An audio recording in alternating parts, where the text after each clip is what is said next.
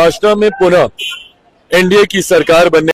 महाराष्ट्र का रुझान बिल्कुल क्लियर हो गया। अब इसमें कुछ भी किंतु और परंतु नहीं रह गया, क्योंकि अब इसमें बीजेपी का पूरी तरह से झंडा लगने वाला है। अब आती है बात लेकर के कि सरकार किसकी बनेगी, इसी की पहल हो रही है और इसी की बातचीत हो रही है। पहले भी बीजेपी में बहुत सारे काम किए थे, लेकिन बीच बीच में गड़बड़ होते गई। जिस तरह से 2014 में एंट्री ली थी और देवेंद्र फडणवीस ने आकर के बहुत सारा काम किया और बहुत सारा अपना प्रभुत्व दिखाया। उसके बाद 19 में भी झंडा गाड़ा, लेकिन धीरे धीरे उनकी पार्टी ऐसे ही सिमटते गई, टूटते गई और धीरे धीरे सब कुछ खत्म हो गई और मामला चला गया शिवसेना के हाथों में। और शिवसेना और बीजेपी को लेकर के हमेशा कटाक्ष रहती है, हमेशा तन मन बनी रहती थी। इसलिए इस बार पूरी जबरदस्त इनिंग के साथ पूरी अच्छी परफॉर्मेंस दी है। बहुत सारे लोगों का सम्मिश्रण मिला, कई सारे इधर उधर की बातें की गई, कई सारे पार्टी में चेंजेस लाया गया और कई सारे प्रचार प्रसार में नए नए युवा नेता को भी लाया गया और बहुत सारी चर्चाएं की गई। लेकिन इस समय का आंकड़ा बिल्कुल साफ हो गया है और महाराष्ट्र में बीजेपी पूरी बढ़त के साथ आगे बढ़ चुकी है। अब मामला साफ हो गया है कि शिंदे का पत्ता कटने वाला है। शिवसेना अब पूरी तरह से निष्णाभूत होने वाली है। अब पूरी तरह से बीजेपी का राज होगा।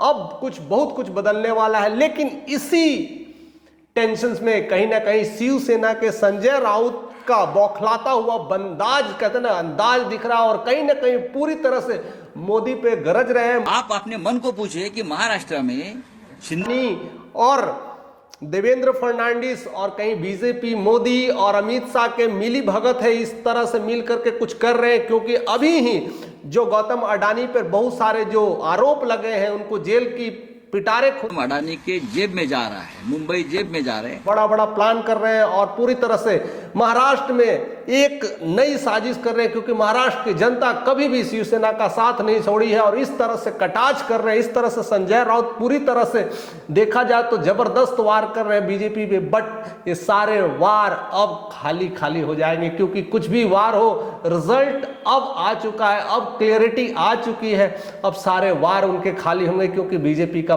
पलड़ा अब पूरी तरह से भारी हो गया है।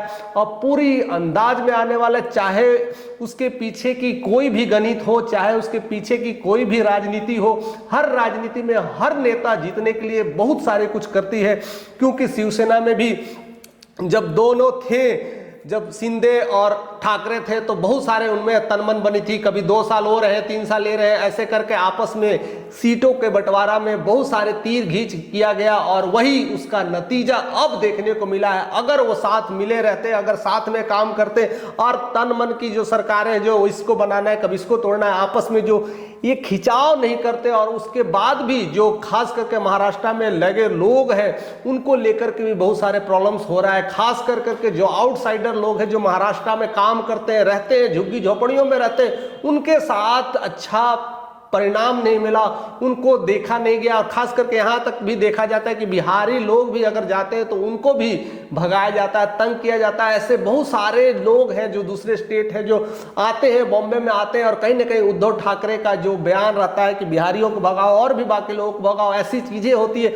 उसका रिजल्ट कहीं ना कहीं अब देखने को मिला है। क्योंकि उसके प्रचार प्रसार में चिराग पासवान खुद अकेले जोड़ने की बात हो, ये तमाम कार्य और वो कहीं ना कहीं दिख रहा है और वही रिजल्ट का मायने अब दिखने वाला है। क्योंकि जब आप पार्टी में एक तरह से टूटते हैं, अपने में टूटते हैं, तो कोई ना कोई बाजी मार लेता है। इससे पहले भी बीजेपी ने अपनी प्रभुत्व बनाया था और अपनी अखंडता बनाया था। 2014 की बात करें या 2019 की बात करें, दोनों में जब अपनी सीट बनाई थी, अपनी सरकार बनाई थी और देवेंद्र फडणवीस लेकर करके सरकार लेकर के बहुत कुछ कर रहे थे। अब वह पारी फिर से खेलने वाले, अब पूरी तरह से बहुमत के साथ करने वाले। अब उनको कोई रोकने वाला और कोई टोकने वाला नहीं है। जिस तरह से अजीत पवार रोकते थे, जिस तरह से शिंदे रोकते थे, ठाकरे रोकते थे, शिवसेना पूरी दबा के रखती थी, अब वह दबदबा खत्म होता हुआ दिखाई दे रहा है। और जिस तरह से बाकी आउटसाइडर को प्रॉब्लम्स होती थी, वहां से निकाला जाता था, स्पेशली बिहारियों को निकाला जाता था, अब चिराग का जलवा